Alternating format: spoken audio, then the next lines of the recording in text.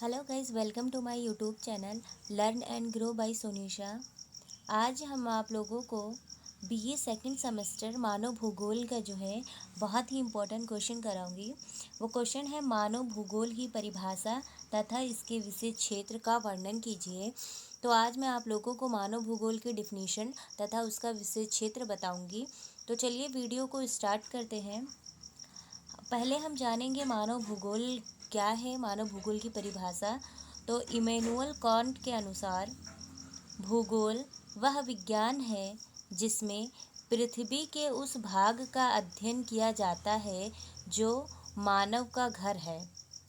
Immanuel Kant के अनुसार भूगोल या मानव भूगोल वह विज्ञान है जिसमें पृथ्वी के उस भाग का अध्ययन किया जाता है जो मानव का घर है। ये था इमैनुअल कांट के अनुसार मानव विकास की डिफिनीशन। हम अगला परिभाषा देखते हैं अपना। अगली डिफिनीशन है फ्रांसीसी भूगोलवेता विडाल डी ला ब्लास के अनुसार भूगोल का अध्ययन तब तक पूर्ण नहीं माना जा सकता है जब तक कि उसका मनुष्यों से संबंध स्थापित न हो।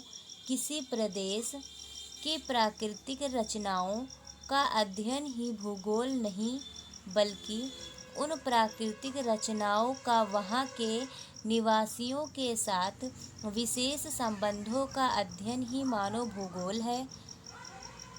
फ्रांसीसी भूगोलवेता जो विडाल डी ला ब्लास हैं, उनके अनुसार भूगोल का जो अध्ययन है वो तब तक पूर्ण नहीं माना जा सकता है जब तक कि उसका संबंध मनुष्यों से स्थापित न हो।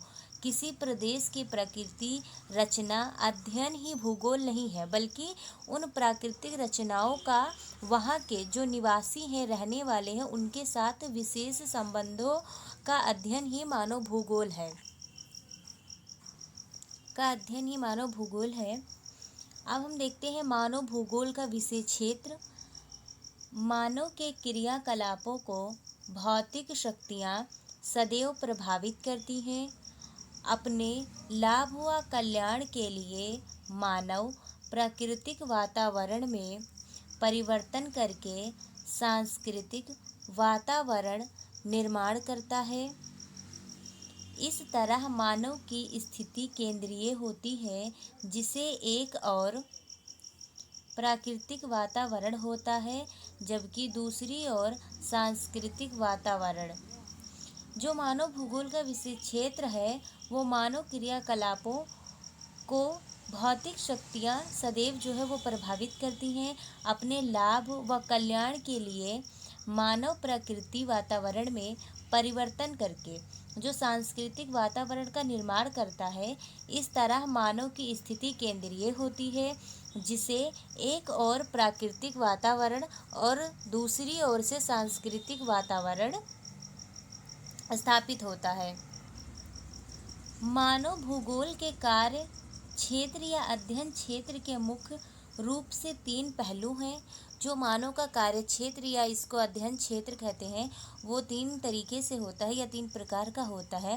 पहला जो है हमारा प्राकृतिक वातावरण के तत्व हैं, दूसरा है सांस्कृतिक वातावरण के तत्व तथा तीसरा है वातावरण समायोजन का अध्ययन।